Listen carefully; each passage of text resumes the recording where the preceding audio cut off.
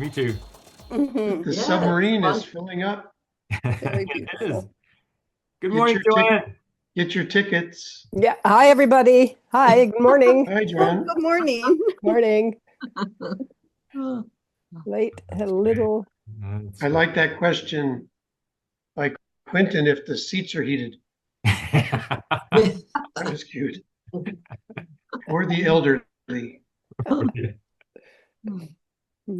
Yeah. Yeah, I'm hoping he shows. I want to add that Sophia's here too. I posted that,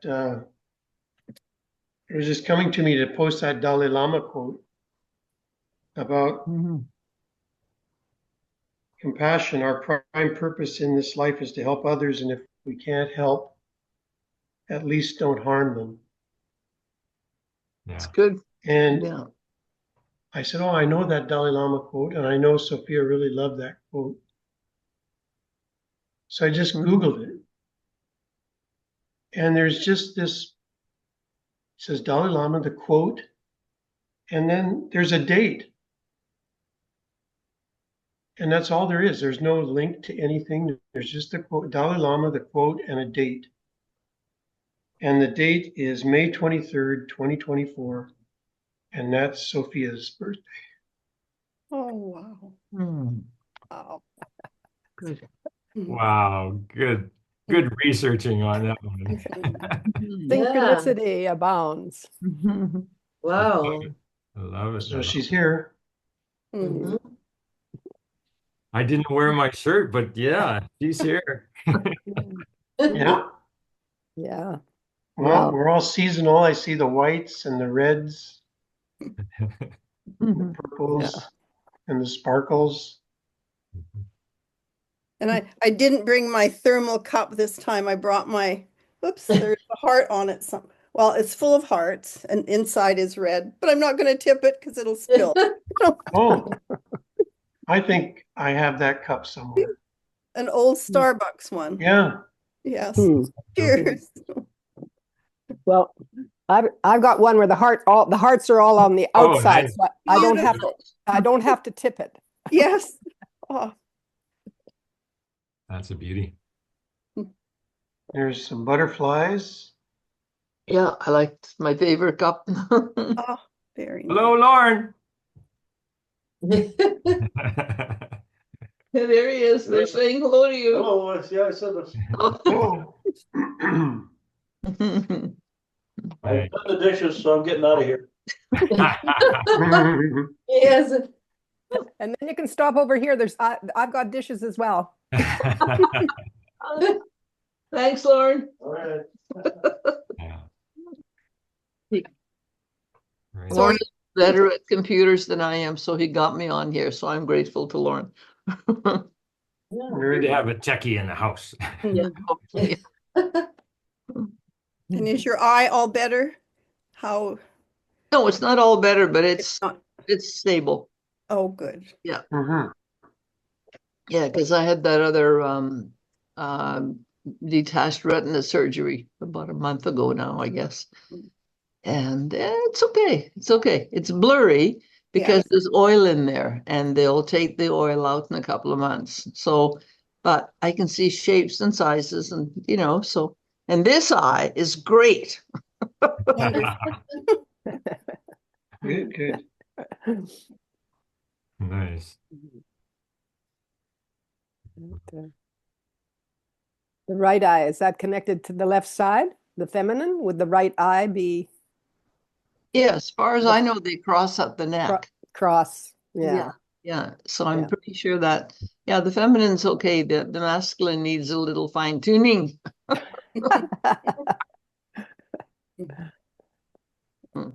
What does that look like in your life?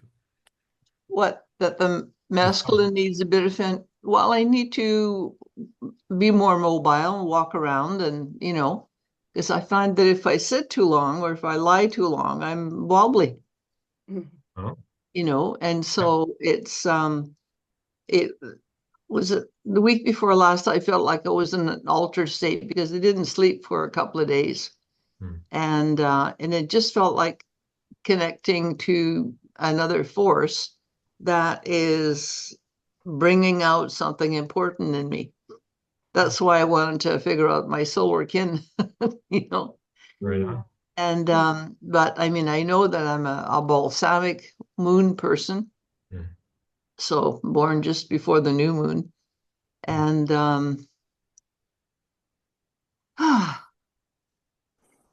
and I didn't sleep enough last night, so I'm a little exhausted. So excuse my fuzziness. You think you're fuzzy, Steve? There's a fuzzy theme, Mhm. Mm. but it's clearing up. Clearing up. Yeah, And you are here. yeah, yeah. You're really clear, Dwayne. Yeah. Everybody else is too, really clear. Yeah, Oh, good. yeah. Good. Very good. Well, I hope that's true from the from your perspective, that's good, but I hope it's true here too. Mhm.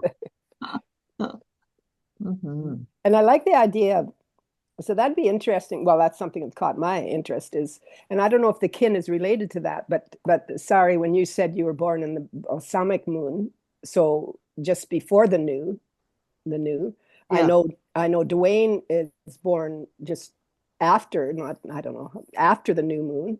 Yeah. I don't know about the others, but I'm born just after the full moon. Okay. So it'd be interesting. I don't know. Is kin related to that, or did the others know where they're born within the full moon cycle? There's a different thing for the kin, and it's just the day, you know, like our temple of birth is the bigger space, and the kin is our day, right? Okay. Yeah. Right.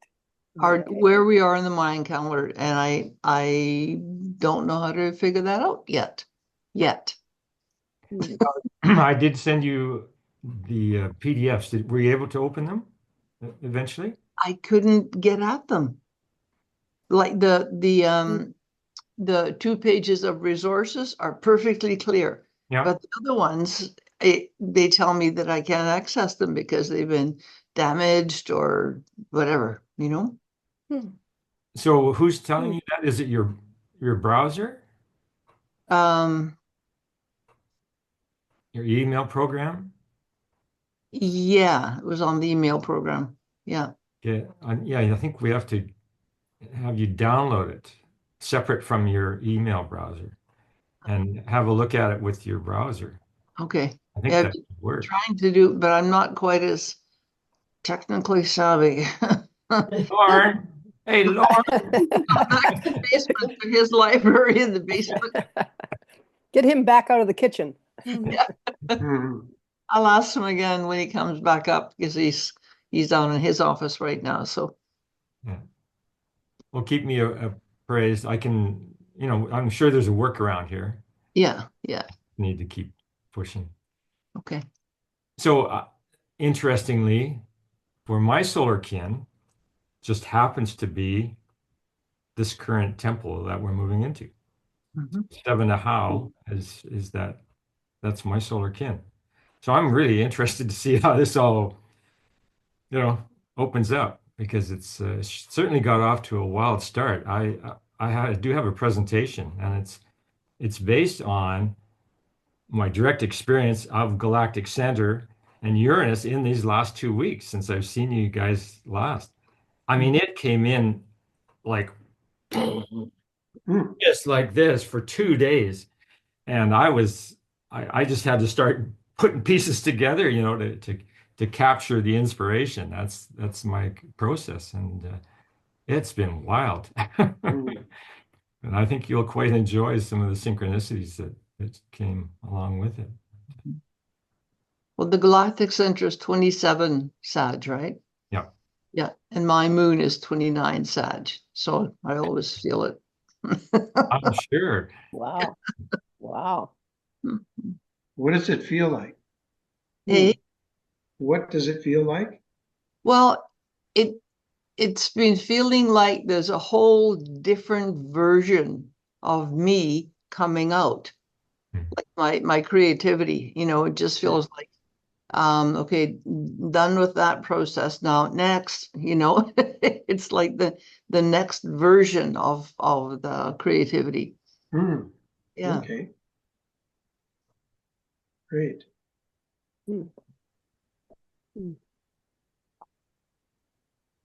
So that's what I was feeling. A new version of yourself. Oh yeah, lots of creativity and yeah. Yeah. So I'm working on being the individual. And going back to your talking about the masculine, Sari, my chiropractor has given me, he presented a video of walking in the masculine or walking in the feminine, because I'm standing tall and sitting tall. And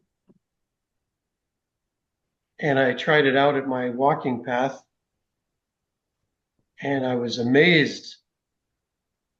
It's like I was cross-country skiing. It's like gliding along. Gliding is what came. It's like two strings going forward from my knees and pulling me forward. Wow. And then, walking like this, but then in the masculine, moving forward with the pelvis as I'm walking. And wow, is it ever empowering? It's like, whoa, I am just gliding along here. It was really cool. And then the feminine part of the video, the feminine with the broad hips for birth. Then as you walk, the hips move side to side. It's more of a side to side path. And of course, I tried that. It was like, what?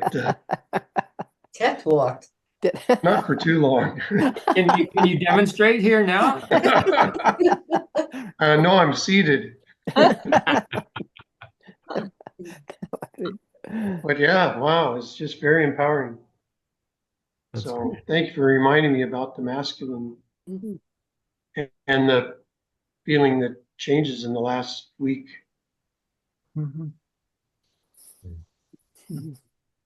Instead of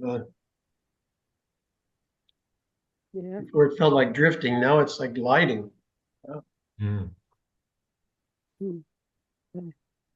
So interesting. It makes me think of, I forget who the fella was. Years ago, I took a course from him, and one of the things we did was in pairs. We went outside along a path, and in pairs, you'd take turns. One would be, so B would have to get into the same gate. So following A, the same gate, the same swing, the same. So you were really being with this person in their energetic field, the way they moved in their walk. And then of course you switched, kind of thing. So each had a turn, and totally, like, it's just so, talking about an energetic and walking, it's just like connecting with that person, that you're just in their same same rhythm, same stride, same. It was really quite a unique experience. Oh, moving into their energy. Or certainly with, yeah. Like dancing, sort of. Yeah, I guess, yeah. You'd. Can you demonstrate that? The dancing part for Brenda? Shall we dance, Brenda? Yes. You lead. We'll take turns. Right. Oh. I just recently observed some people dancing. Some were couples dancing, some were in rhythm, some were doing the moves, but totally not in rhythm. And then some were so in sync, their energies were so in sync. So interesting watching all the different combinations, I guess. So I was just feeling the walking as you were describing it. And yeah, dance popped into my head. Hmm. Yeah, I remember that from suddenly after 17 years of marriage, dating again. This was the first time around in my late 30s. And I went to the Stampede and I noticed 90% of the women are dancing and 5% of the guys. That's about And I right. said, I think it's a good idea maybe to learn to dance. So I did, and it was very beneficial. And can you demonstrate? Sorry. And no, I'm still seated. Uh, But yeah, getting into the energy, it's like, okay, I am tall and long legs, and then suddenly I'm doing the waltz, and my partner's not as tall. It's like suddenly I'm literally swinging them around the dance floor. So it's being aware of the other party. Mm.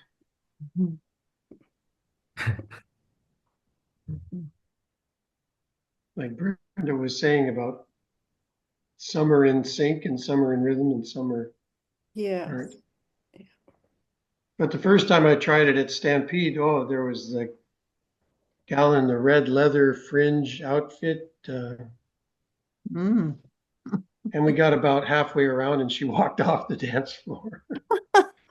And that's when I said, oh, I need to take lessons.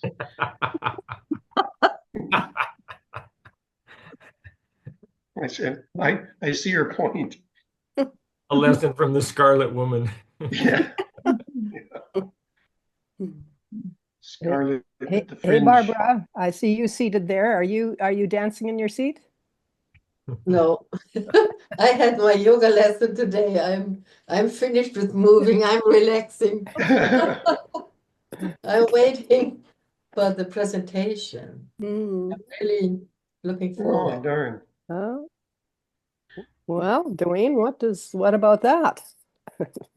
I'm pretty much ready anytime you guys want. All right. Let's go for it. Okay. Thanks for the dance lessons. Yeah. And for the And, dancing and walking. Mhm. and walking. First, I'm going to try and set up this view so you guys aren't blocking my view of the text. which is- Right. Well, that's a good idea. I think this is going to work. Here. Sophia was a good dancer. Mm. Being Hungarian, I think, is Yeah. key to. Yeah. The waltz, the Blue Danube. Ah. So do you guys see Lightning Path Zoom call 36? Yes. Yeah. Yeah. Oh, Yeah. is I this see being everybody on the side. Oh, Okay. Yes. Yeah, I think that's adjustable for each one of us. Mhm. And I've taken mine right down to 0 here. So, okay. but there will be a point where I'll ask you, Joanne, with your beautiful voice, if you would read some of the Mm. text. Is that okay?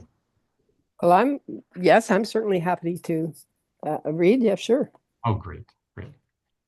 And, so this graphic, just to kick things off, the image on the right with the meditator is a chat GPT kind of put in your request and out comes an image.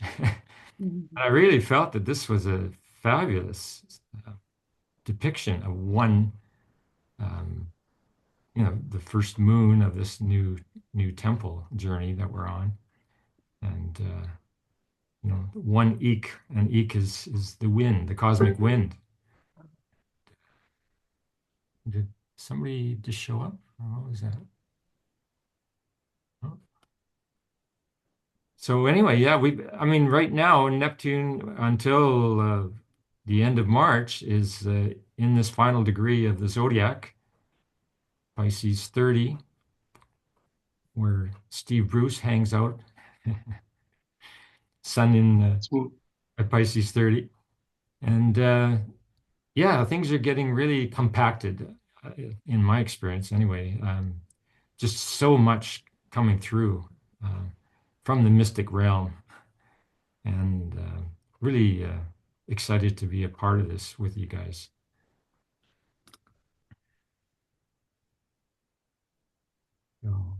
Okay, there we go.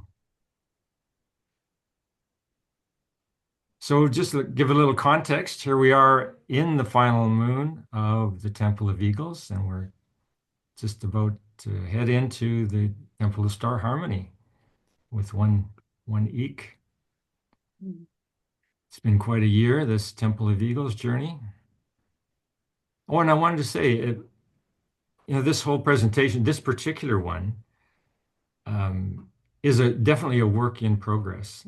And if you guys at any point want to contribute insight or have questions, feel free to step right up. I would like to see more conversation as we go along, not necessarily waiting till it's all over. So yeah, just jump in anytime. On that note, any insights folks have about this wrapping up Temple of Eagles?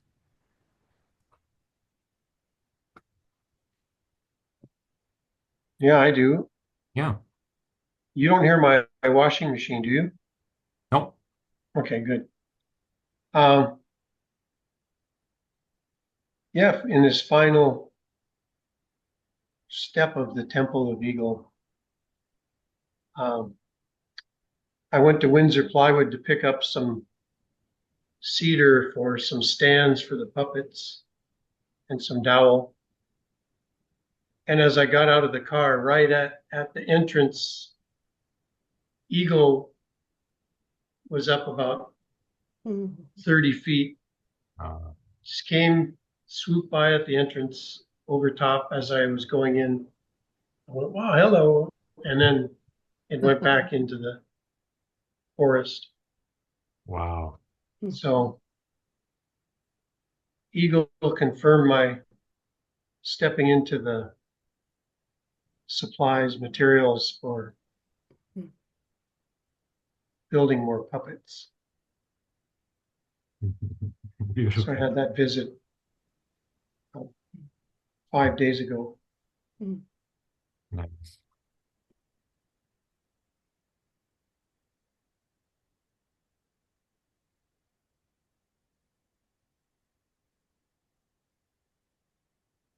During the final days of the 13th moon of our passage through the Temple of Eagles, President Biden signs a bill making the bald eagle the official bird of the USA. That's right. Yeah. That's right. Nice, I nice mean, nice that you have him on board, Dwayne. Yeah. I don't want to have him feel left out. Dwayne, you've done some study of Ben Franklin, haven't you? Yes, I have. Yeah. He wanted to make the national bird of the US the turkey. I'm so glad you brought that up. I think that's just a great act. I mean, what if they had done that, eh? What would the tone of the modern USA be like, Mm-hmm. Just went, And Thanksgiving and Mhm. let's eat the national bird. Yeah. What a celebration is that? Mhm. Maybe we wouldn't be having turkey. We wouldn't be allowed to eat it. So Mhm. Having eagles. Right.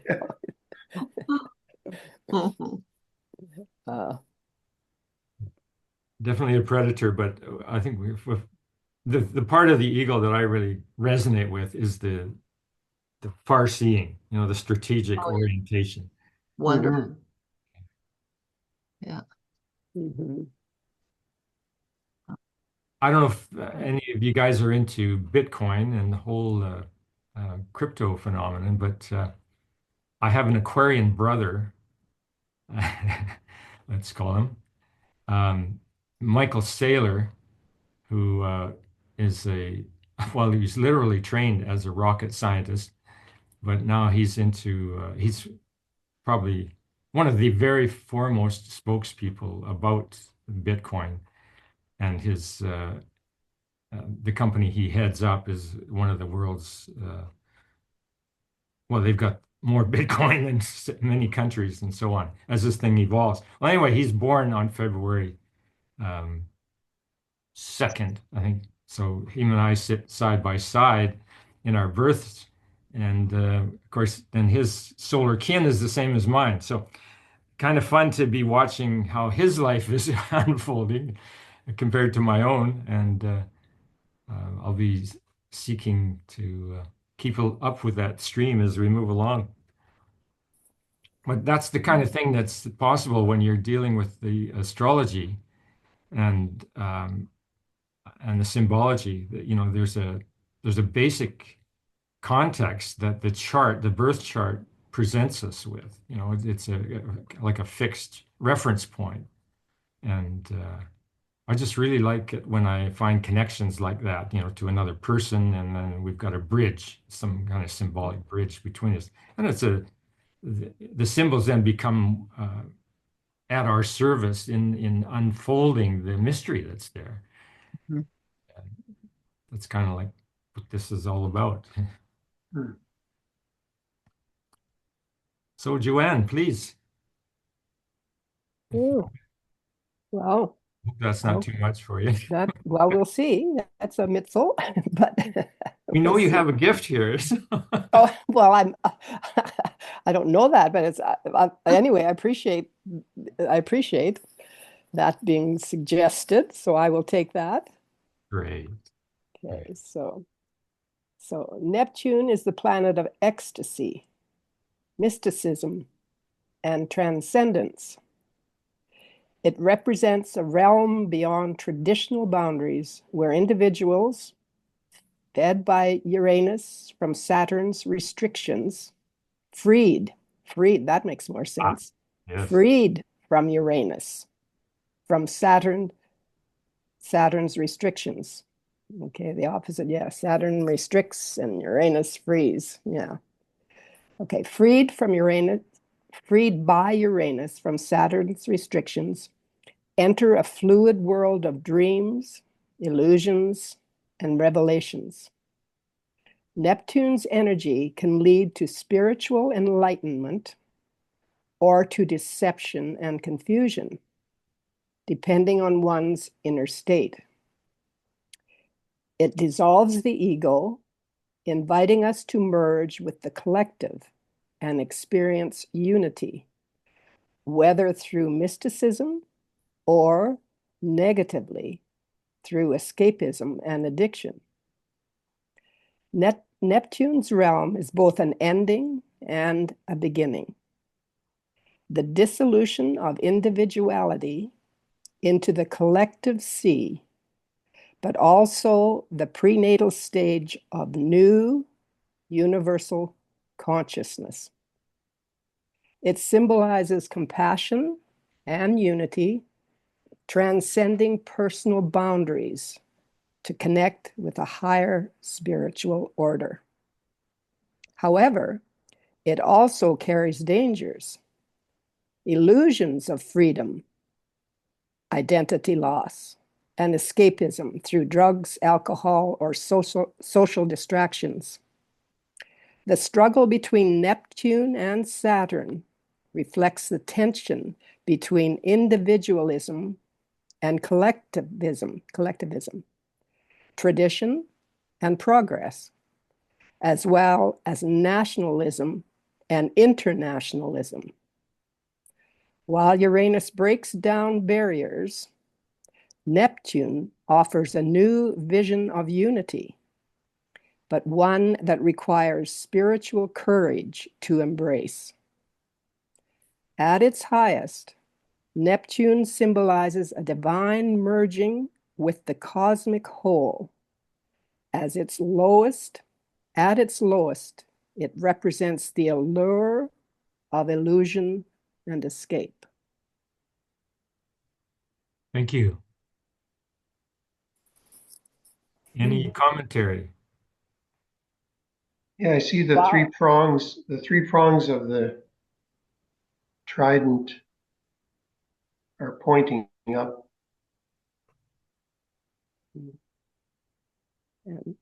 And for me, the wow, like all throughout it, yeah, the division, the black and white, the yeah, the good, the bad, the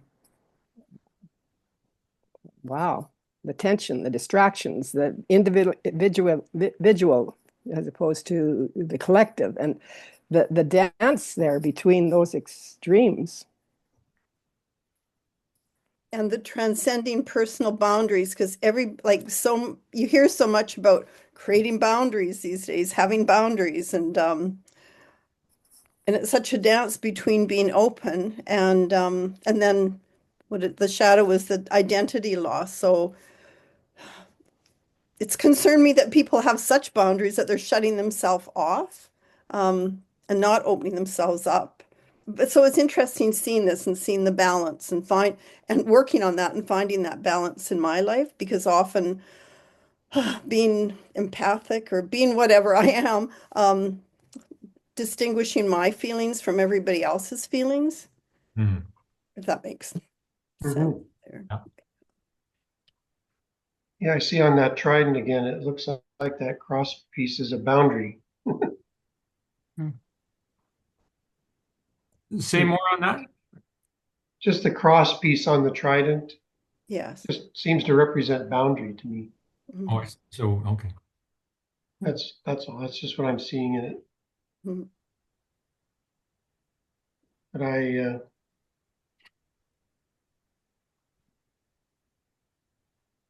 if we look at the Dalai Lama and the Buddhist thought, if there's anatta, if there's no me, If there's no which, me, yes. if there's no mind, then it's kind of boundless. Mhm.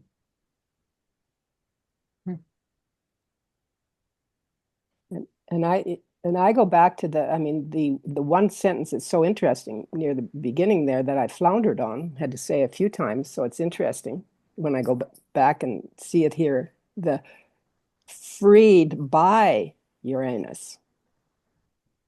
So Uranus freeing us from Saturn's restrictions. So it's Yeah, I like that.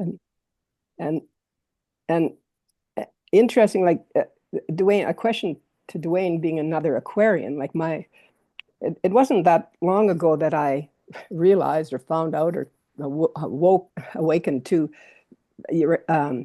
those two are Saturn is also a ruler of Aquarius. Like I was always, Uranus was the ruler of Aquarius, and recently, or anyway, whenever found out about Saturn. So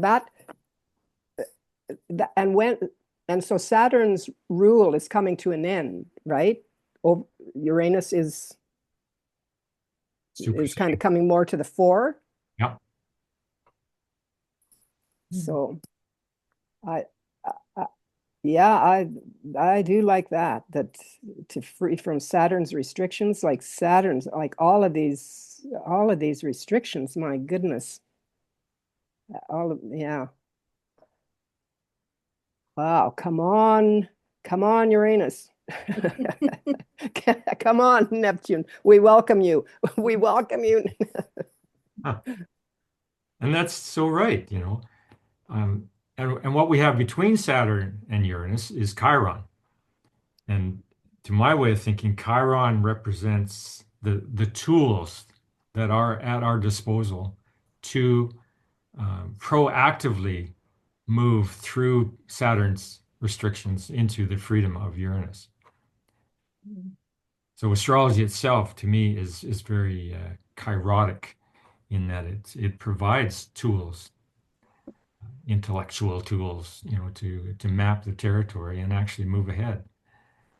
Once again, from the natal birth chart, seeing different pathways, symbolic pathways, and if one of those pathways, we feel resonant with, then I say go for it. Don't put an astrologer between you and your birth chart. Just explore it on your own. Like jump in, and all paths lead to the center. So because the birth chart is a mandala, if you're on track with that center, you've got it all.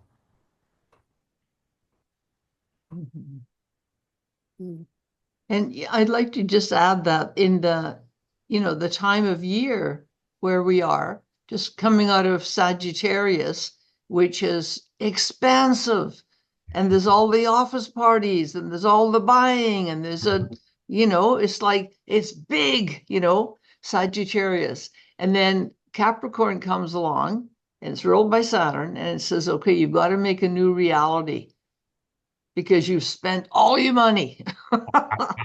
So what do you have in your pantry that you can eat for the rest of the month? Yeah. And so people go to the gym, people make New Year's resolutions, all those Saturn Capricorn things that would help us get back on track. So when we get to Aquarius, we're not just a ball of spent energy. Right on. Oh, yeah. Yeah. Thanks. Sorry. That's interesting. So as I've shared in previous presentations, this particular image of the zodiac and essentially the birth chart from a lightning path point of view emphasizes a couple of points. One is the Pisces Aries interface, which is where the Sphinx happens to sit, and the Sphinx gazes directly east, so that the sun rises on the horizon where the Sphinx is looking at the times of the equinoxes. And then the two other reference points for the Sphinx are the winter solstice and the summer solstice, and that's what's depicted here in the red lines that converge at the center of the chart. So that Sphinx's gaze, as I've indicated before, has been a real focus of my attention, because I'm interested to know what in reference to my own chart, what's in that zone, and also then in reference to friends like yourselves. And that's how Steve and I realized, oh, your sun sits exactly on the Sphinx's tail. Gazes east. How incredible that is, that we've discovered that right off the bat. And then there's other. What I've done is go through all of the charts that I have in my own records and seen, okay, so who's got planets in that zone? I call it the hot zone, because that right now with Pisces moving through this domain. That's the area of focus, and it's been a remarkable journey. And the other point in the chart that I emphasize is galactic center up at the top there, and you see the Zorro Z, which is actually an indicator of galactic center. It's one way of representing it. So those two reference points I think are really important in this era, especially this Neptune at 0 Aries time. So when you bring, and this is why I've been encouraging people to go ahead and have your chart calculated at astroseek.com, whatever, and bring it to class, and we'll discuss different aspects of your chart in relationship to the grid, the basic grid, and the hot zone, So So when you mention the hot zone there, then for each of us in our own charts, you're saying to look at what planetary influences we'd have. Yeah, what Pisces, planets do you have in that zone? in Pisces Aries. Yeah. So it's, I mean, the whole mystery of the Sphinx is something that we're exploring here.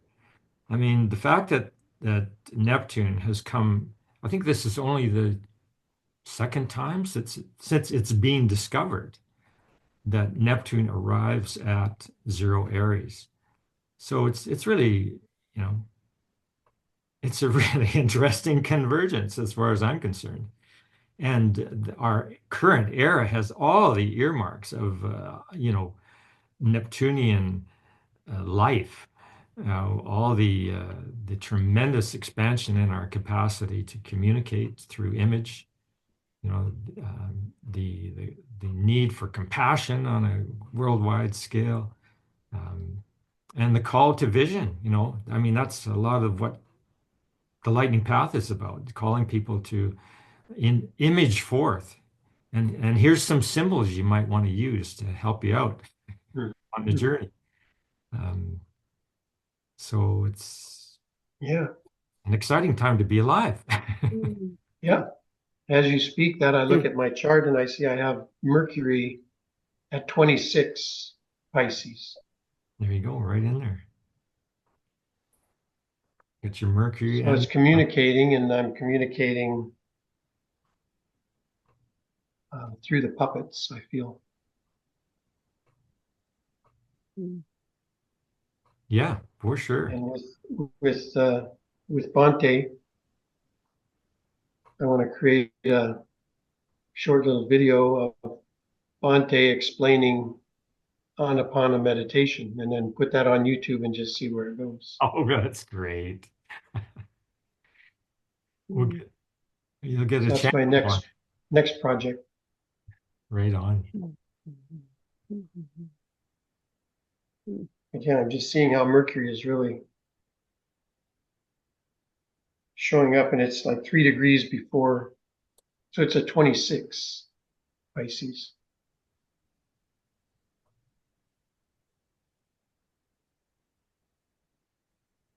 Now, any other commentary? I'm wondering, Barb, don't you have moon in Pisces? Yeah, You're in that zone there. moon in Pisces, yes. Yeah.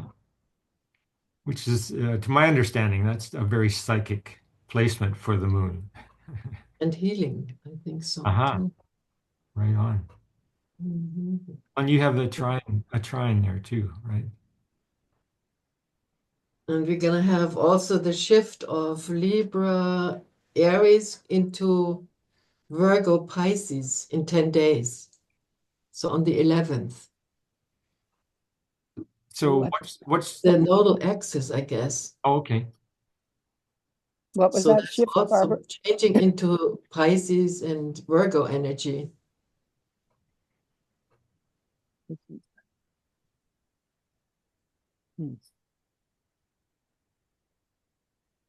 Where would be the nodal axis here with the Sphinx?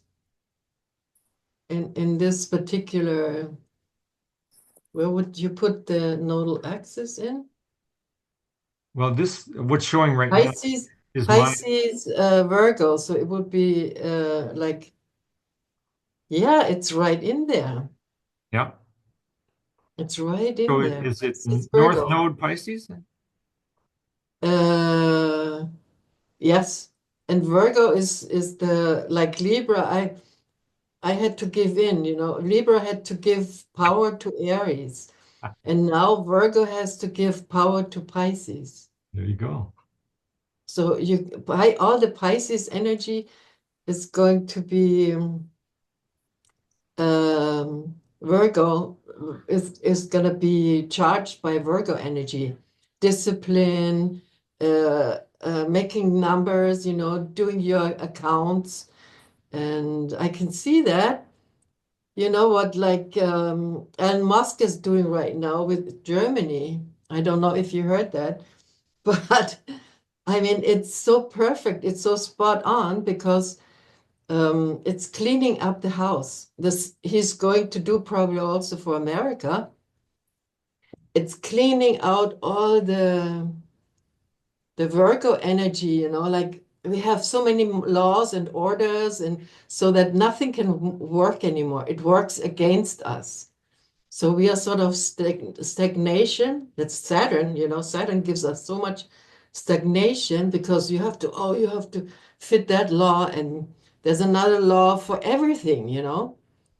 So we have to get rid of all this laws and orders. And there we are again connected with Uranus, who's saying, okay, I free you from that. And the only one who is is ready in Germany is this RFG lady, you know. Weidel is her name. She's really the only one who really likes that. And the rest of the story is like totally, oh my God, what happens, you know? They're totally against it because they cannot see that their time is over. It's very similar, like you guys also with Trudeau. His time is over. So all the people who are sort of confronted, either you fit into it, you make an effort to get cleaned out by technique, by robots. You know, robots gonna help us to clean the house. And that's very quick. I mean, you know how quick Uranus is. And no humans really can do that. So I can see perfectly well that this is a way for us humans to keep going again, to get going. Okay, that was it. Yeah. Well, thank you. I didn't mean to advance the slide here. I'm trying to let Sari back in. I think she's. Yeah, a Neptune thing happened to me. Well, we're glad you're back. Yeah. Suddenly it was saying that your internet connection is not, and then it went black. So Wow. Well, glad you easily got back in. You're Yeah. back. So now begins the story of these synchronicities I've experienced over the last 2 weeks. It's been, as I say, remarkable. So here we go. So day one, December 15th, 2024, the sun arrives at Sagittarius 26 degrees within orb of galactic center, which is at Sag 27 degrees. And likewise, in near exact opposition to Uranus discovery degree at Gemini 25. So when it was first spotted by, was it Herschel with his telescope? That was Uranus showed up at Gemini 25. So that's kind of the context that I entered, was pondering this sort of relationship series. And then That was on full moon. yes. And that was on December 15th. Mhm. Now, on Facebook, so this fellow, Ray Grasse, is an author. He's written several fantastic books on mythology, astrology. He's really got a wonderful overview. He likes to relate the astrology to current events and track the patterns over time, and just brilliant work. And anyway, we are friends on Facebook, and I had just after 12 years put my book up on Amazon, this Lightning Path Hidden Promise of the Mayan Sacred Calendar, which I released back in 2012, but which just didn't go anywhere. I have it. It's available on for sale on Blurb, but I don't know if I've ever even had a sale. But regardless, it compelled me to consolidate my understanding and get it, into one kind of package as an introduction to the Lightning Path. Well, I had put it up on Amazon, and I felt that I wanted to thank Ray because a quote from his work is front and centered in my book because he said it so well. Which I think I have a slide for.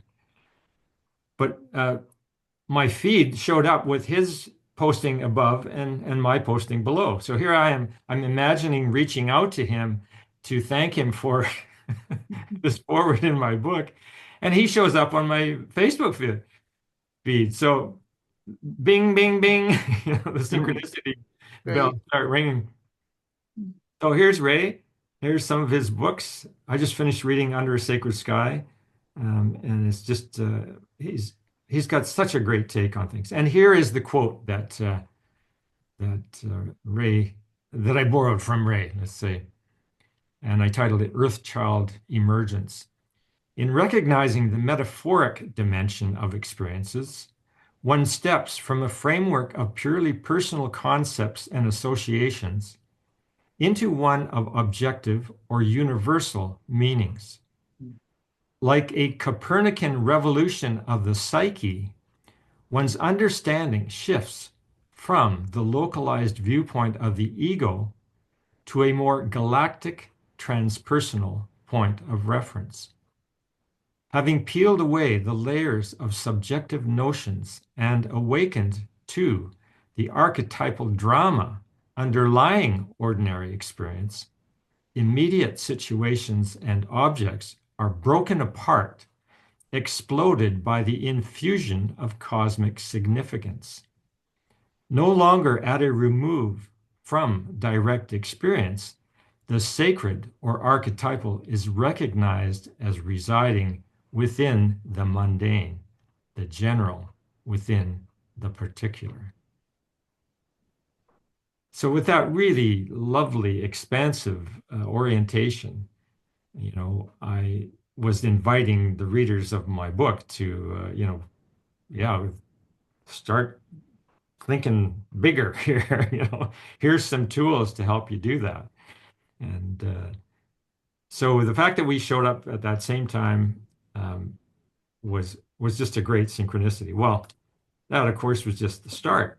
He is posting some very interesting imagery. I didn't know about Karl Freideric Schinkel. I've never come across his work. But it turns out that Karl Freideric Schinkel was born on the day Uranus was discovered. And then some 50 years later, I think it was, he created this painting, which is a dance. This is the mythological Uranus. Uranus and the Dance of the Stars. The artist was Karl Freideric Schinkel, who was born on March 13th, 1781, the same day that the planet Uranus was discovered. So I'm getting really interested. I love the guy's artwork. The fact that it's Uranus and it's fitting right in with our whole mythic stream, it was just like several bells and whistles went off in my head. So here we have William Herschel, and what an awesome telescope. I had no sense that there was such a large telescope that he had at his disposal, but with that telescope, he discovered Uranus back there in 1781. And we see the chart at the left, there's Uranus at the bottom, Uranus at 25 degrees. And we're looking at this at the time that the sun is in Sagittarius, directly opposite that discovery degree. So it's very Uranian all the way around. So here we go. We've got the sun comes into exact conjunction with the galactic center on the day that I'm putting all this together, directly opposite my natal Uranus at Gemini 27. So I have this opposition in my natal chart between Uranus and the sun. So here we go with on December 16th, day 2. This is when the sun came into exact conjunction. And now it's like I'm really starting to feel the downflow of energy and information. And yeah, I just had to keep going with it. Now, right off the bat, this is another Schinkel painting. And I can't help but think that the Sabian symbol and this painting just totally align. And what do we have for the Sabian symbol? For Uranus at Gemini 27. It's a young gypsy emerging from the woods, gazes at far cities. So it takes a deal of courage to be something of an outcast and still venture into society. Wanting and trying to participate, even when you don't command respect or acceptance, is difficult, but with success, rewarding. Dreaming of becoming a part of something far off and larger than one's own sphere. Lessons to be learnt about being streetwise. New perspectives arising from larger realities. If negative, dissatisfaction with your own surroundings and always looking elsewhere. Oh, so for me anyway, there's our little tribe in the Yellow Submarine, and here we are. There's a greater reality that is available to us if we're willing to surrender into it, is my understanding. And I don't know, this painting just does it for me. There's the distant. What is the, that's Uranus. Oh, I see, Uranus at Gemini 27. That's Yes. what you just read about. Yeah, Uranus arriving at that point. at that point, yeah. At that point being at Gemini 20. Okay.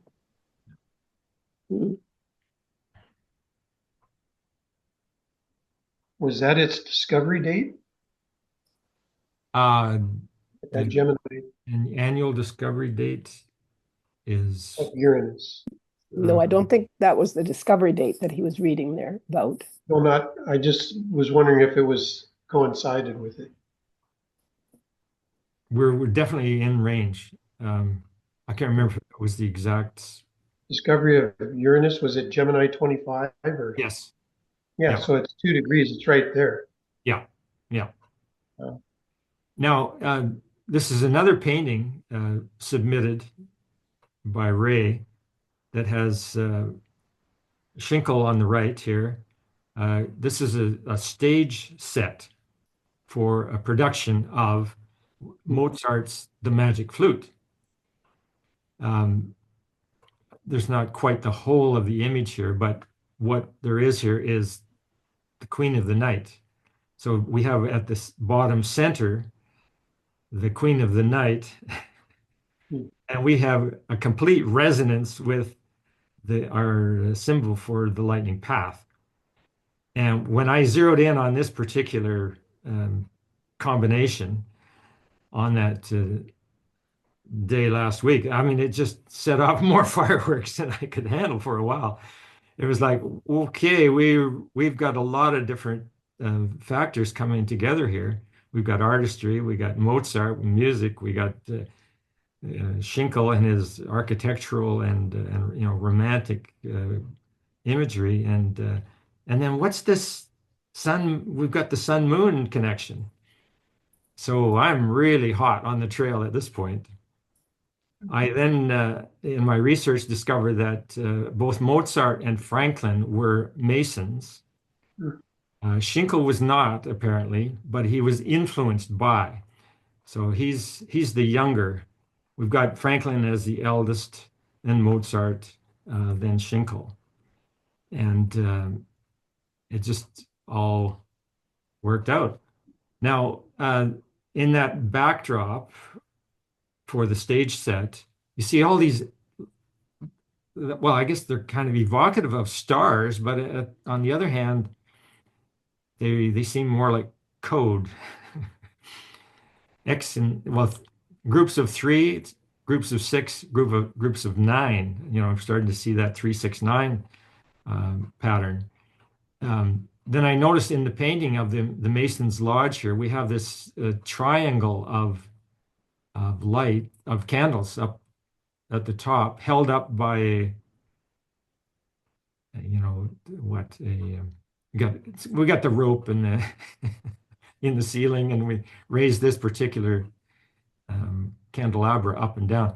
Well, it's the three flames, and if you look into the whole image here, you've got groups of three all the way around the whole temple. So I'm aware that there's this whole metaphysical aspect to the Masonic order and to this particular painting by Schinkel, or this drama.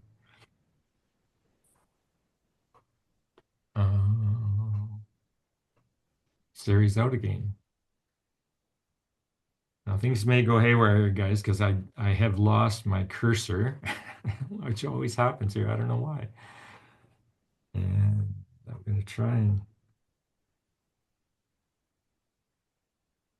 no. Take my cursor. I'd love to.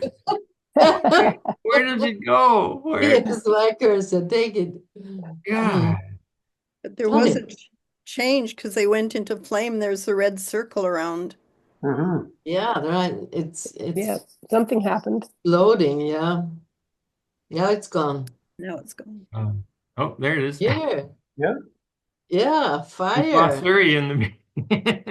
Yeah. You burned the Candelaria. Oh man. What are you doing? Fire, fire. They don't know my chart well enough, but when I keep hearing Sagittarius and Gemini, I know I have my moon in Sag and I Here she have comes. Gemini rising. So I don't know how I fit in this, but Well, bring your chart to the group and we'll figure it out. okay. Next time, organize.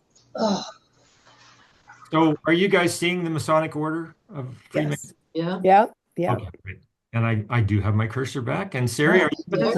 I'm back. Another Neptune happened. Yeah. That Neptune. It We said just that burnt the candles. I said that I had a cable unplugged, but we can't find anything. So, And I see your name, but not your picture. oh, okay. Well, I'm afraid to press anything else. We've got the audio, just not the video. Yeah, that's okay. Yep.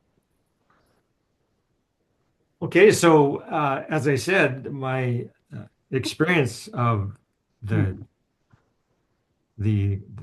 imagery that Schinkel has in his painting here, we've got the moon definitely depicted, and of course the sun then is somewhere in the picture.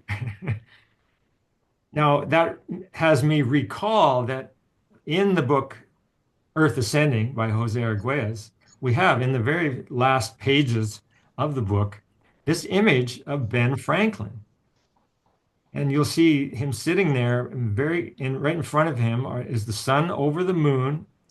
And then this little, I don't know, spiral kind of figurine down to an arrow that has a globe attached to it, and then points out to this segmented structure.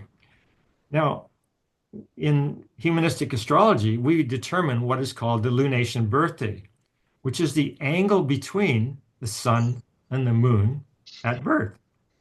That's your lunation birthday. So that's what we were talking earlier about, being born in the balsamic phase of the moon or the waxing crescent and so on. Well, this is the mathematical process we go through in order to determine that. And here's Franklin somehow using that same combo, and it's fitting into his explorations of, as it says here, Franklin's descriptive drawings showing the aurora borealis to be an effect of the crossover polarity of tropic and Arctic electrified air currents. So this is when we connect this into Ben Franklin and Jose Arguelles, we have in the modern era Arguelles picking up on Franklin. We have Arguelles working with the same notion that there's a global geomagnetic pattern that contains energy and information, and that there are ways and means of accessing that.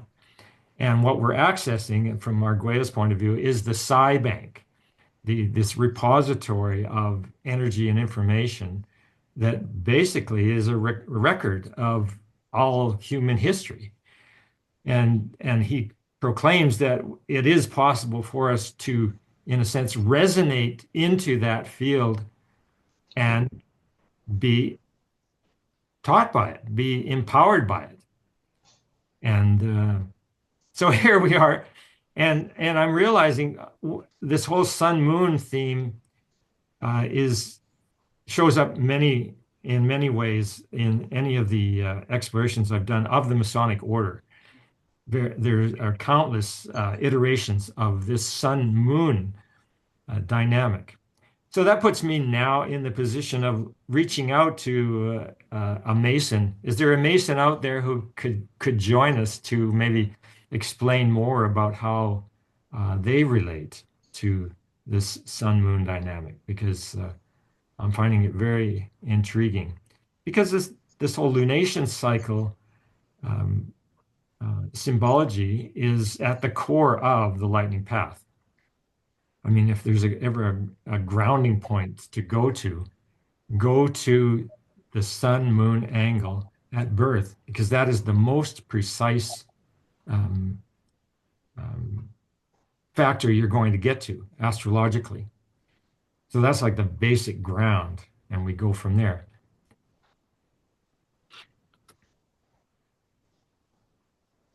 So we have the same degree.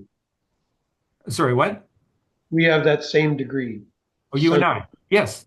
Yeah, that's a fun thing for Steve and I to recognize through our birth charts that, hey, we're back to back. 64 waxing present guys, and so here we have Ben, doing the calculations, and outspits the fact that Steve and I have the same lunation birthday. Now, along the way, it was revealed to me that this circle of solely lunar phases is identical to the circle of I Ching hexagrams, the 64 hexagrams of the oldest book in the world, the I Ching.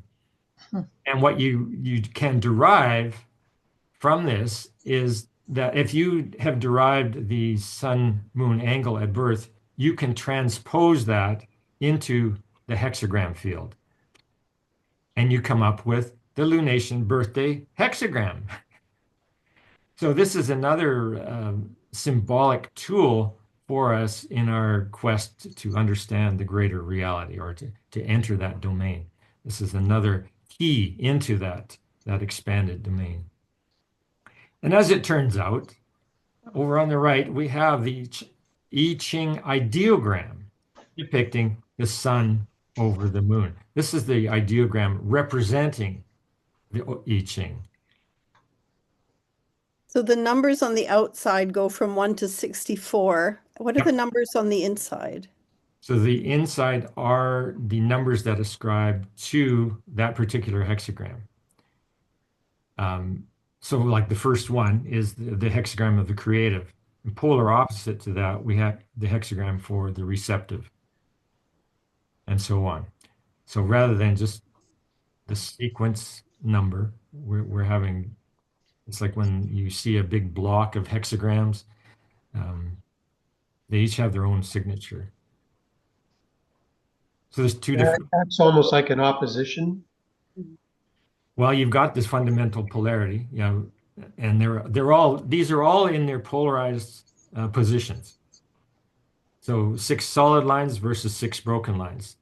Next one, we have 1 broken, 5 solid. Directly opposite, we have 1 solid, 5 broken. And that's the polarity expression of it. But if you're determining a lunation birthday hexagram, you're starting at 1 and you're sweeping through till you find the sun-moon angle, and then that goes in. And actually, it will derive an exactly precise to your birth time hexagram and line within the hexagram. And what a great experience it is to do the math, because you're working on the mathematics of your own chart. And eventually you get to this place. Okay, like Steve and I, we're born in the hexagram 54, otherwise known as the marrying maiden, also known as subordinate. So there's a message there for us. And for each one of us, there is that same experience available. You know, what was the hexagram resonant with my birth phase? Because it's something that comes up every 29 and a half days. So if you're tracking the moon cycles already, then one of those days in the cycle is like the day of your lunation birth. So it's really a wonderful domain of consciousness, because you've got the whole of the I Ching now coming in, and you're partaking of its wisdom. Now, just to take it another step, over the years, I've developed what's on the left here, the light body activation template. So this now takes not only the sun-moon angle at birth, but it takes the relative position of each planet and transposes that back into the hexagram field. So with my sun at Aquarius 15, it transposes into the I Ching through the hexagram 6, harmony through conflict. So in a sense, this is the same as your solar kin. This is, it's like a same sort of energy and information dynamic. You know, you've got this really fundamental grounding place in the symbology that's unique to you. So when we transpose all of the planets of your birth chart into the chakra matrix, you've got a little reading, a little bit of wisdom, each of those placements. So this is a whole other quite vast realm of the lightning path work that we really haven't. This is the first introduction I've made in the videos about that. We can certainly do more, and if you really want to get your activation template established, it's quite a wonderful journey. And what it also does is I've developed a journal format based on the light body template. So you can be consciously journaling and drawing these symbols in as you go, the ones that are personal to you. So but it is a whole other level of the practice. It takes time, and it takes an effort to muster all of that intellectual apparatus. But I would say it's definitely, I mean, just the fact of having my sun align with the hexagram 6, the harmony through conflict. When I was discovering this realm, there came the day when I put it to work. I was in relationship at the time. There was conflict in the relationship, and it went on and on and on. We just couldn't seem to get past this one particular barrier. But when this information landed in my lap, hexagram 6, line 6, that's the exact line that aligned with my birth sun. And the message was that you could win the war, but you will end up with endless suffering. And I got it. I got that I was participating in creating the conflict. And if I simply dropped it, just let it go, that there could be a movement on into harmony. And that is exactly what happened. And it just, for me personally, it was such a relief. And it substantiated for me the sense that hey, there's a powerful tool here for personal growth, and drawing directly on an ancient source of wisdom. And this is how it, this is the way it all played out. So, and then to have Ben in on it, I'm still just excited to find out more about his way of working this whole sun-moon basis. So there we are. We got a synodic moon cycle. And then 13 synodic lunation cycles are depicted here on the right. And we have the galactic center up at the top. So if we add 19 more synodic lunation cycles and surround the galactic center, you've got the whole of the one season of Uranus, which takes approximately 21 years to journey through. The journey that we're on right now. Every 21 years, there's the start of a new season of Uranus, as we call it. And so down below on the right, we have Uranus at the center of this mandala. And you've got your seasons of Uranus: spring, summer, fall, winter.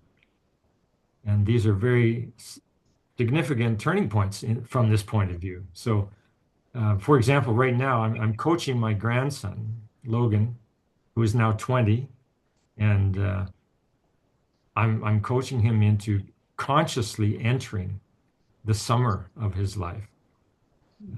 It'll have a different character than the spring of his life has had, and I see him naturally. Him being here just the other day, he is so wise, and he's taking the path of individuation very consciously. Way more consciously than I was at that age, and it's just such a delight to witness that. But I would like to see. The opportunity is there for us as a community to be celebrating these turning points. I mean, none of us is 21, but there are. I don't know.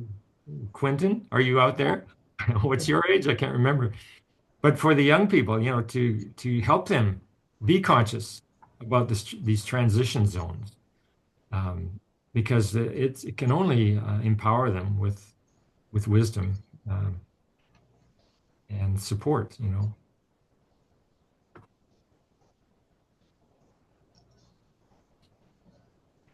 So there we have it, the orbit of Uranus. I discovered this alignment in 1986.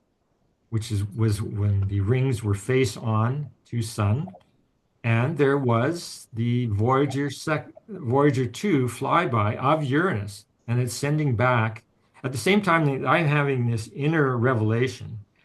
In the outer world, we have the Voyager flying past Uranus and sending back to Earth new pictures of Neptune or of Uranus that it had never been done before.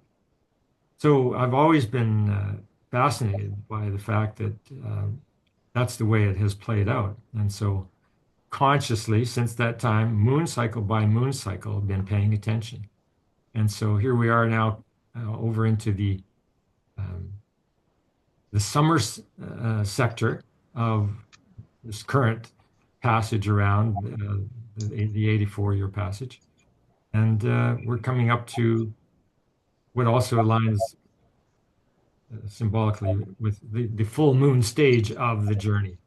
We're yet to reach that, but and will I or you be alive at that point, 2028? Well, we'll see.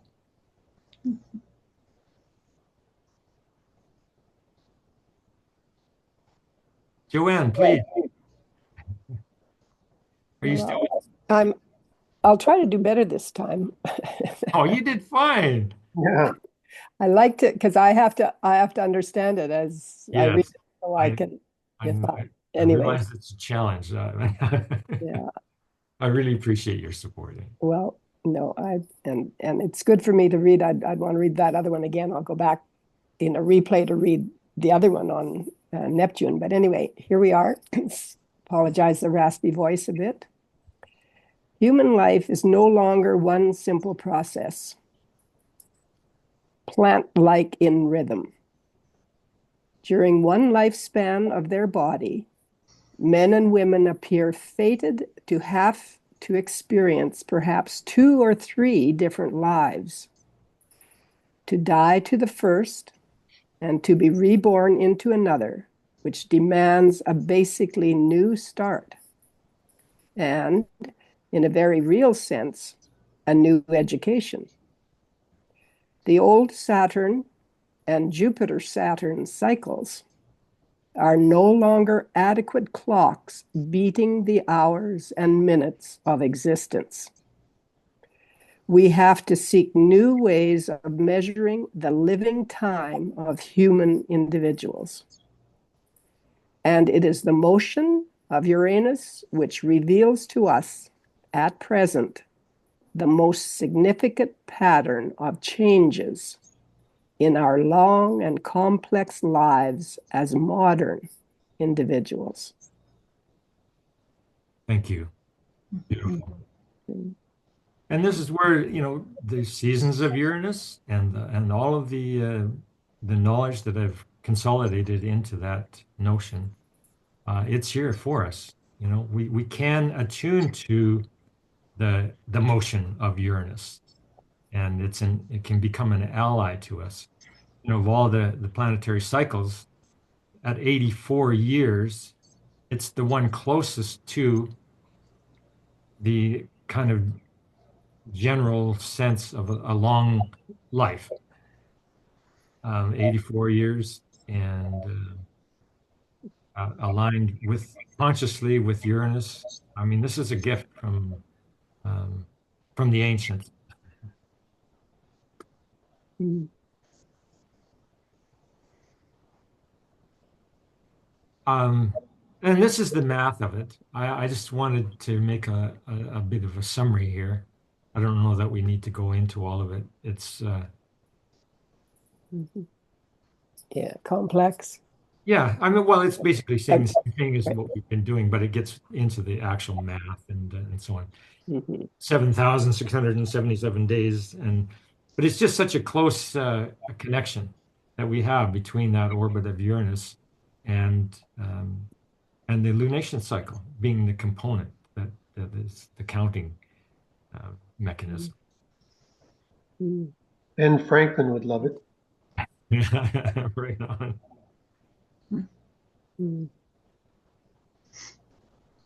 So as we come to the end of one cycle, we enter into a whole new cycle. And here we are at 1 Eek, the breath of spirit. And the Eek is what's calling us to our calling. Like it's encouraging us to step up and be who you are and bring that forth into the world. It needs what you have. And it's just so exciting to be consciously entering this new domain. I think we're in for quite the ride here.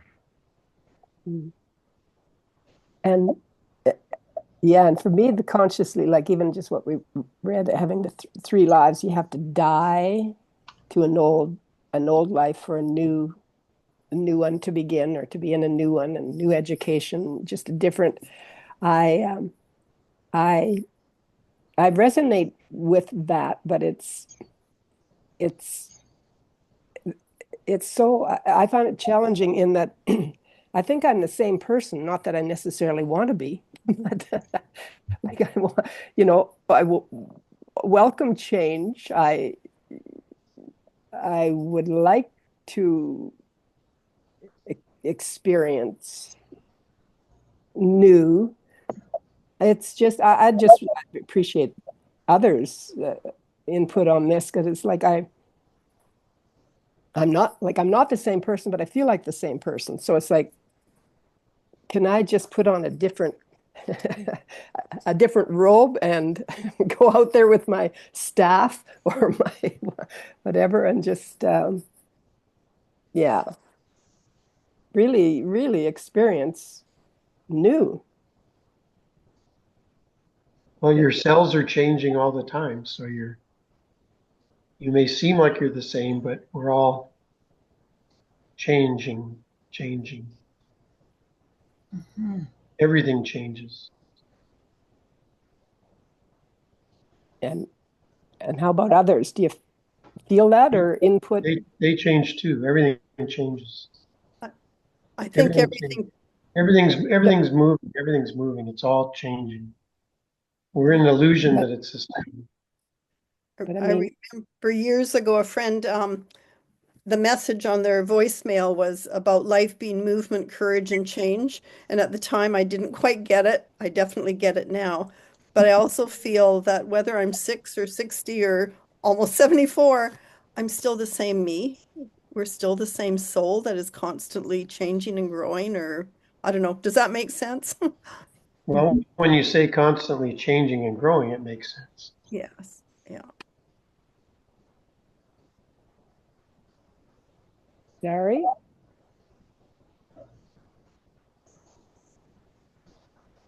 I see that meditator there on the platform. I'm Barbara not, posted a picture of what star system was that, Barbara? Oh, the Seven Sisters, Yeah, it was Pleiades. the Pleiadian, yeah. Yeah, it was Nice, beautiful. that I was can nice. see when I look at the picture, it looks like a Yeah, star harmony meditator. It's just a beautiful picture. yeah, that's maybe, yeah, that would be a nice vision for this meditating person here in the end picture. Yeah, that's what I'm getting. Her meditating in front of the Pleiades and getting information, because we get information from other stars and other star systems. And we just have to open up to or polish our receptions. I think it's this is why I'm not doing any tarot cards right now.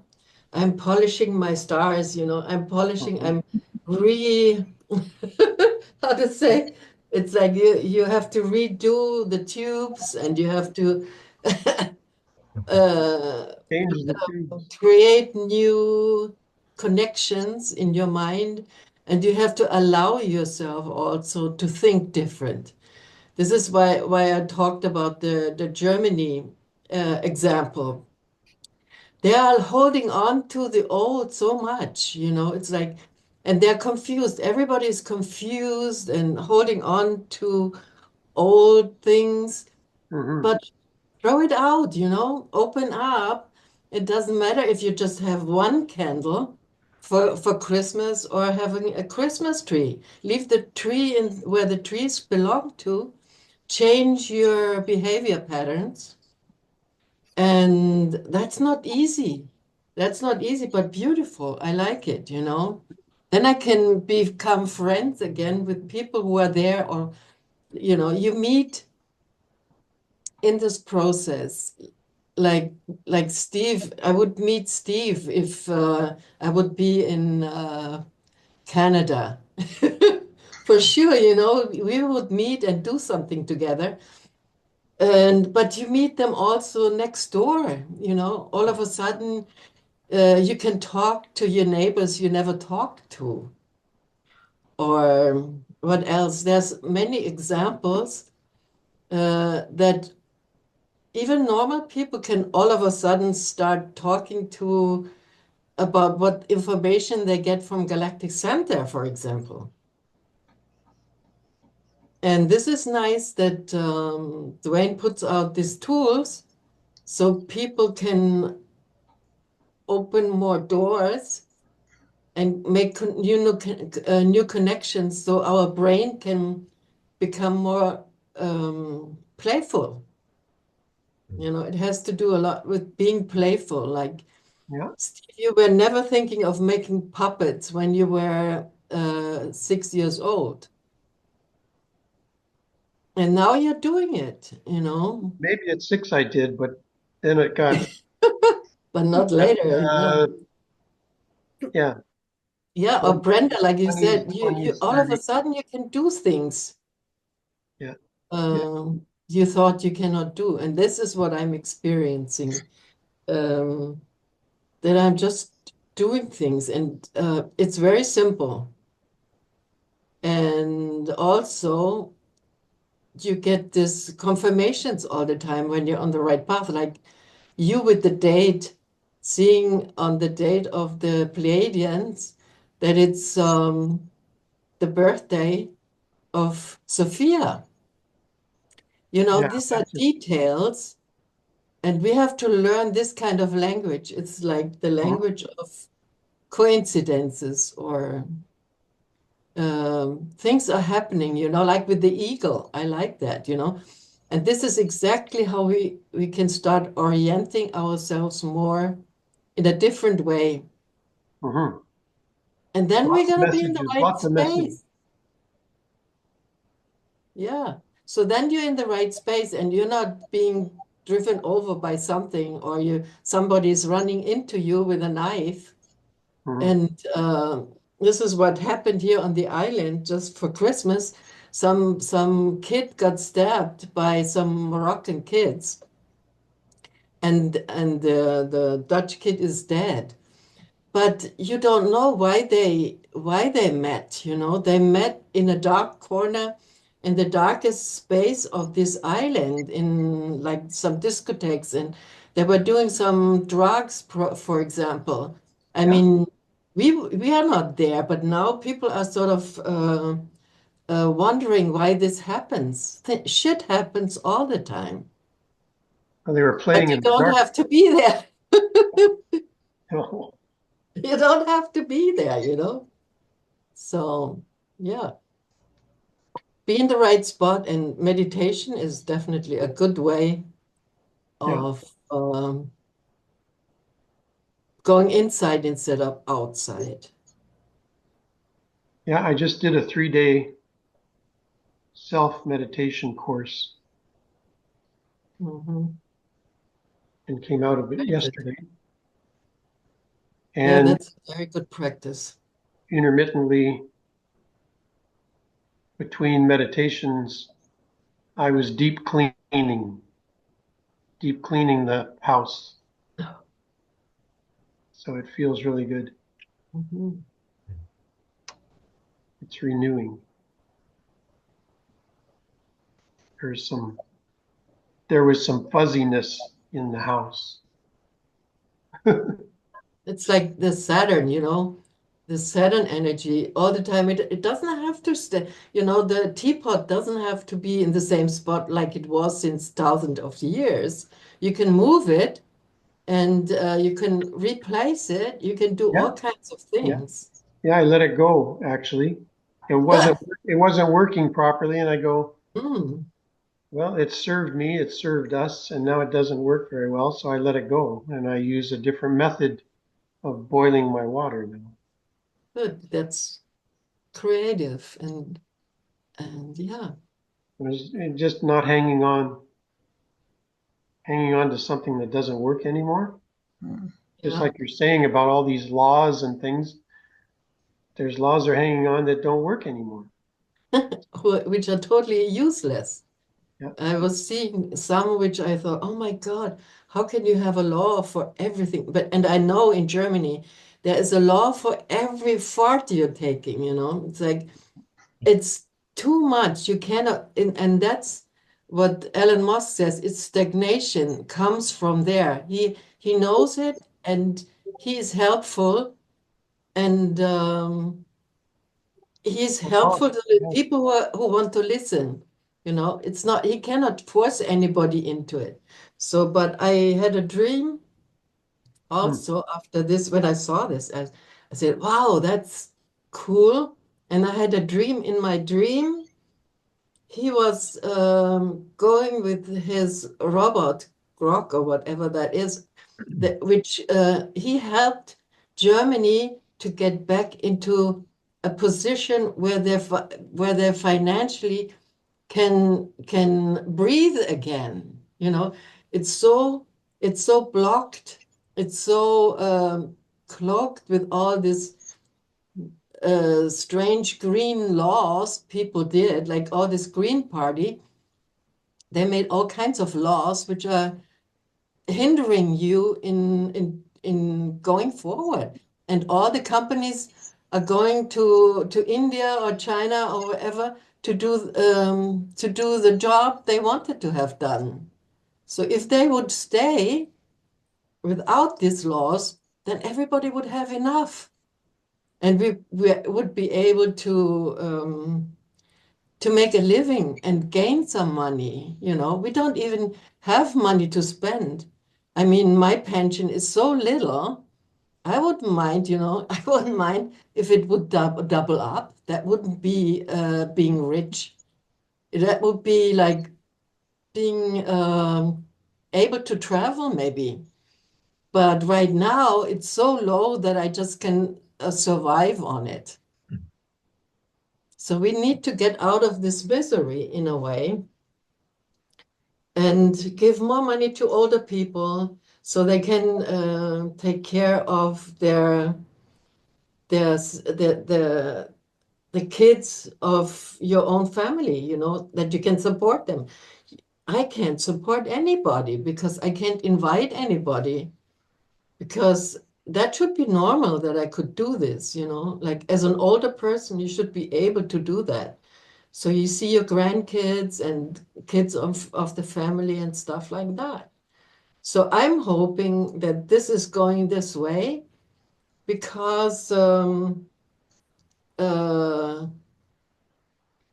I'm trying since a while to understand Dwayne, why he uses ChatGPT, why we use robots, because actually they are thinking like us, but they are faster.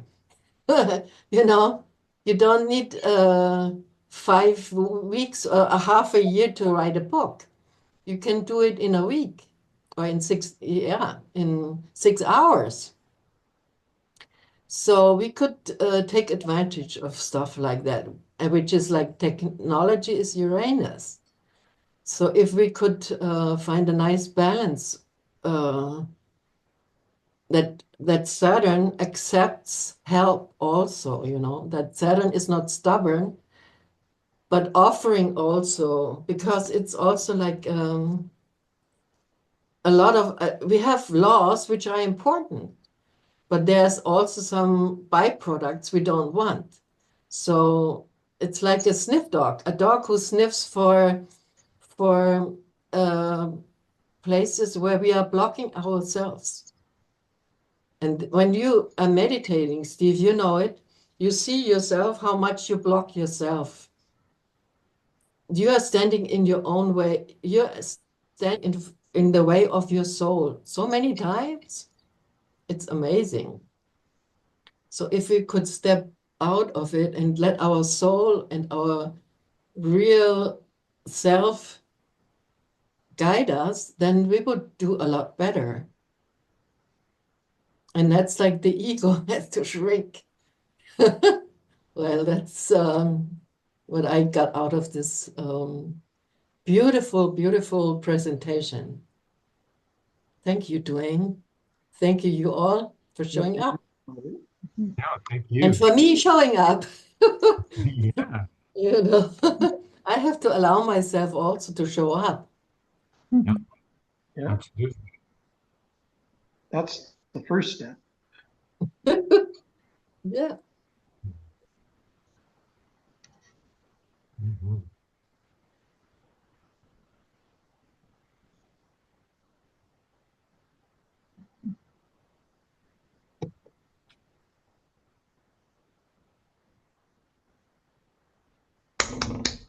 Oh.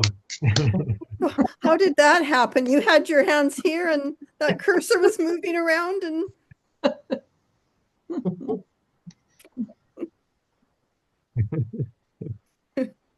Sometimes it works, sometimes it doesn't. oh.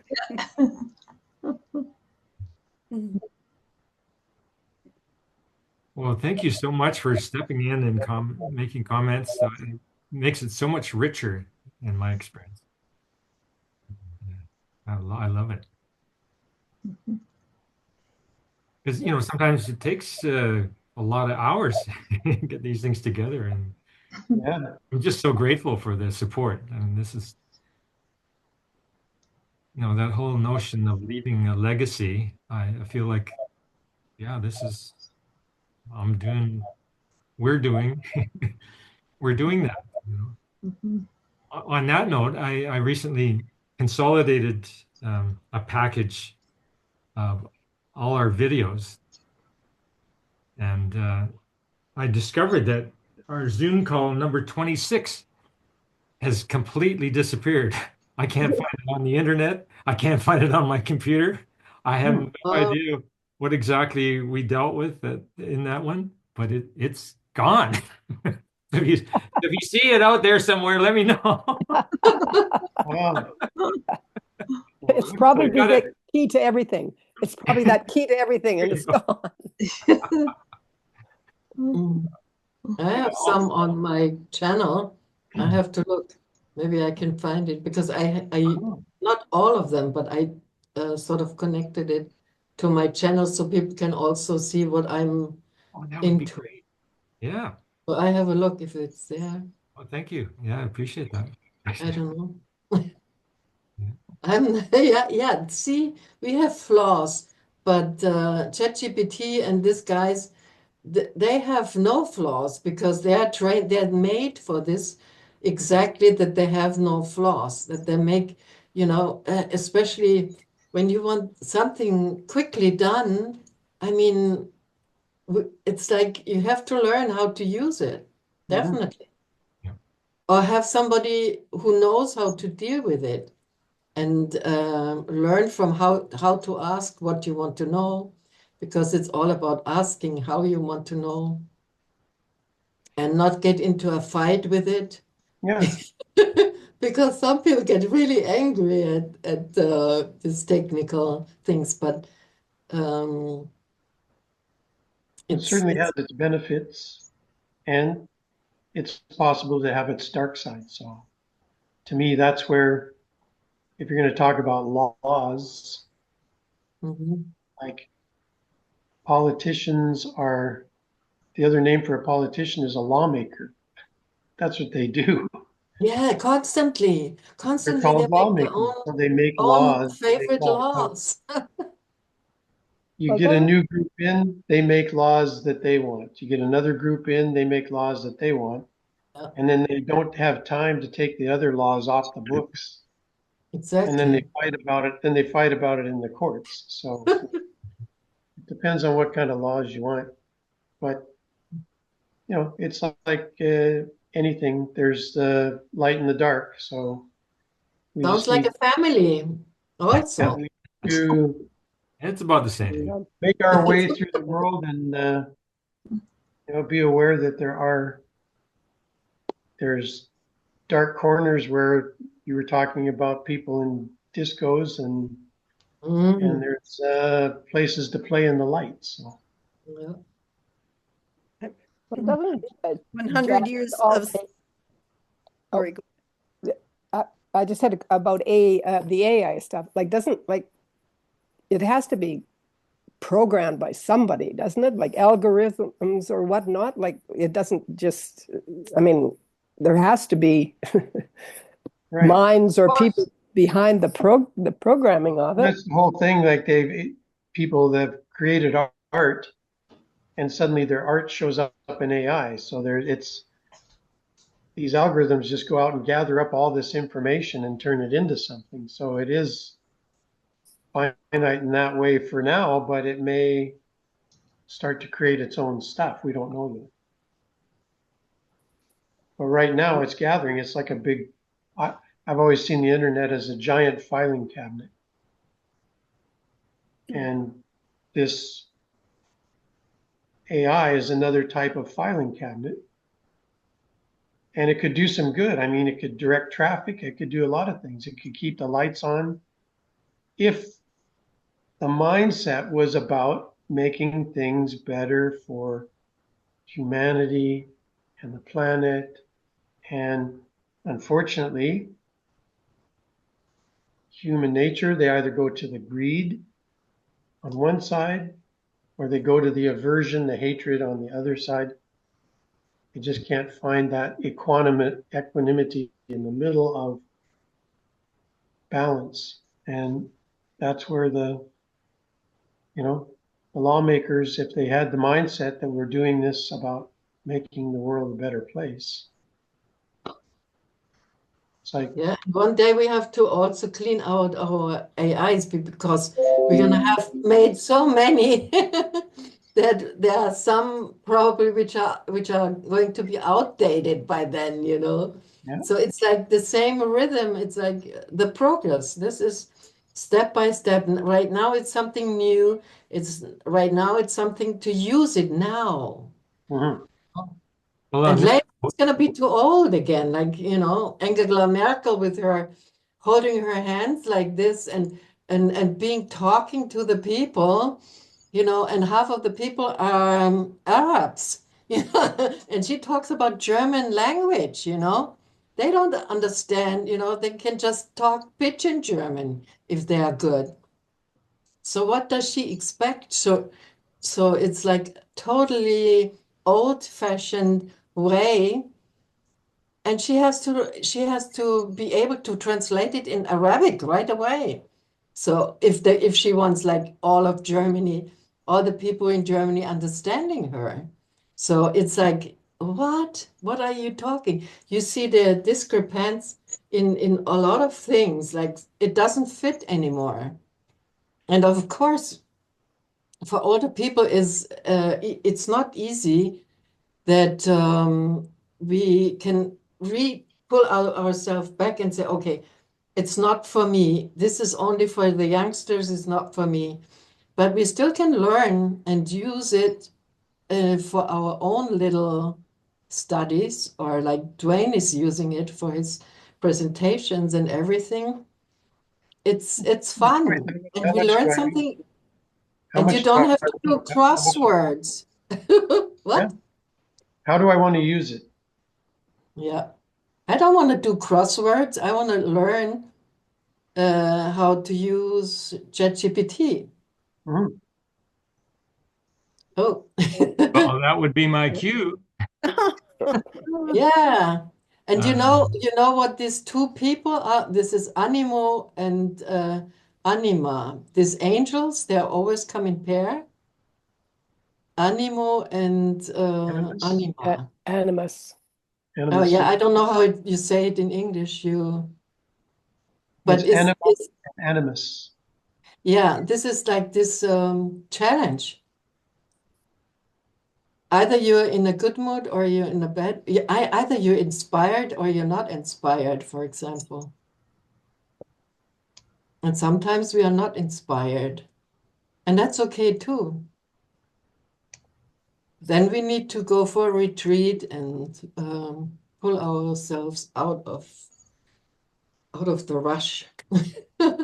I don't have to be in everywhere where people are, you know, having things which are too fast for me. I have to accept my boundaries. Yeah. And Acceptance is cool. I don't want to have a broken leg because I'm just rushing too much here and there. I can do without it. do you guys see what I see? To lightning path adventurers in consciousness? Yes. Yeah. Yep. Okay, great. So this is me applying, well, using ChatGPT to generate a reading for us for this entry onto the Oh, template good. of Oh, Star. good. That's good. Yeah, good. Just a great segue to what we've been discussing here. Mhm. Yeah. So, Joanne, please, Well, here's some text for you.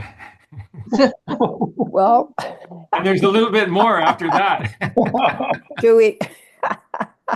Well, I'm okay reading, but is everybody okay listening, or would we take Oh, yeah. turns? No, it's fine. I mean, because for me to take something in, that's how is to read it to myself.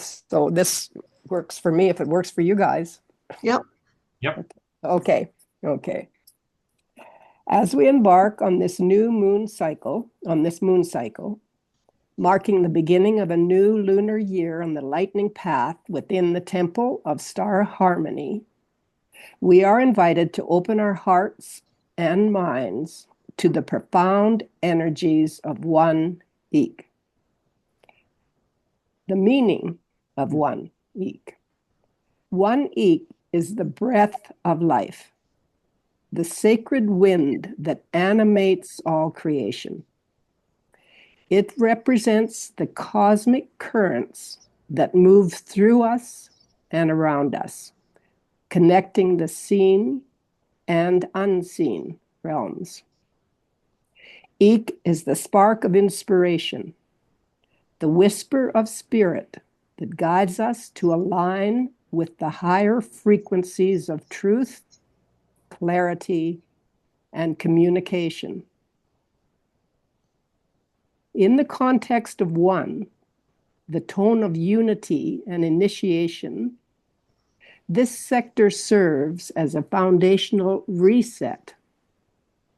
It asks us to attune to the beginning of a new cycle with openness and intentionality, recognizing the interconnectedness of all things.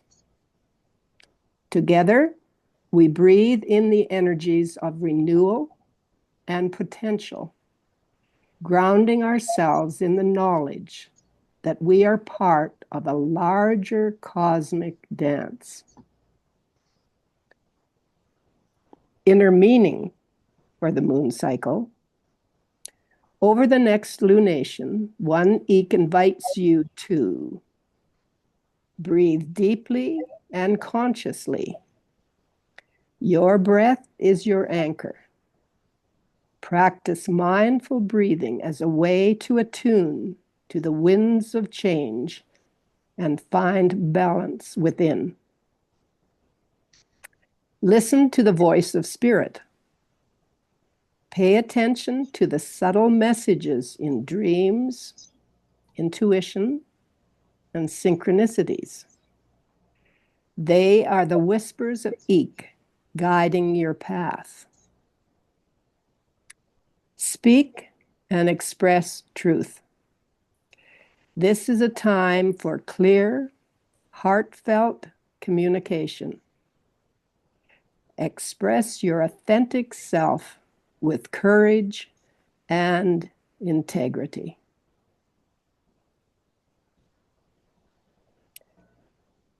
Be open to inspiration. Allow the winds of eek to carry you toward new ideas, creative insights, and connections. Symbolic integration on the lightning path.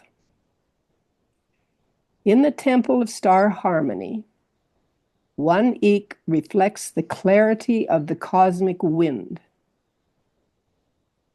resonating with the qualities of Lamat, which is Venus, the guiding energy of this temple. I'd have to read that again, but in the temple of star harmony, which we're in, one eek reflects the clarity of the cosmic wind, resonating with the qualities of Lamat, which is Venus,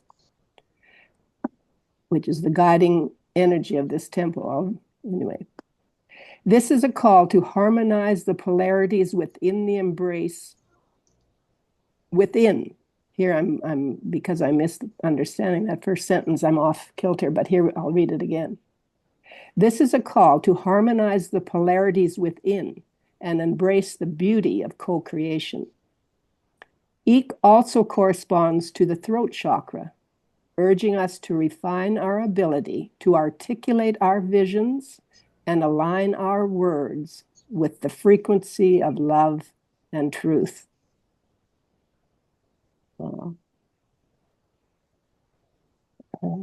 Contemplative practices. Begin each day with a breath-focused meditation, visualizing the cosmic wind flowing through you. Reflect on moments when you've felt inspired or guided by unseen forces. Journal about how you might act on these inspirations during this cycle. Practice intentional silence at times to hear what the wind whispers when you are still. A seed through a seed thought. See, I'm losing my words. A seed thought for your journey. Here's a seed thought. With each breath, I unite my essence with the infinite wind of creation, allowing spirit to guide my words, actions, and path. Mhm. Onward and inward. Wow. Wow. Thank you Thank so much. you. Yeah. Very Wow. Thank you. Wow. Mhm. Mm.